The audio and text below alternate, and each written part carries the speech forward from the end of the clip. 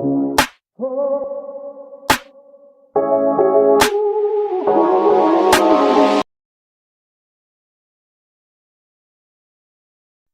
everyone, welcome back to another video. In this video, we are gonna input a sentence and find largest word from it.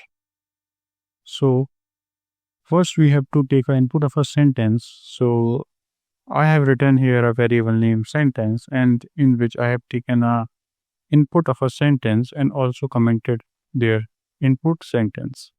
And then we will initialize a variable name length in which initially we will store 0. I will explain you later why we are doing this. And then we will split the words from this sentence. So we will use a variable name words equals to sentence.split. The split function will split sentence into words. And then initially, we will set the largest word as none. Means we don't know which is the largest word. So we have set here none.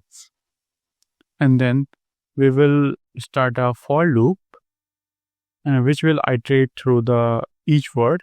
So this is the condition. So if the length of word is greater than length, means if the word which we have input is greater than the length, means 0. So then what we will do is we will make it equal to the length. I will explain you again. Let me write. And then what this line will do is this will update the length of the new word to the previous one. This will override, I can say that. And then according to that, we will update the largest word. So this is all, and then we can print the largest word.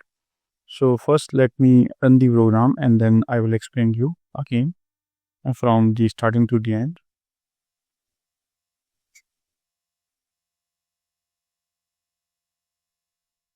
Let's say I will enter here I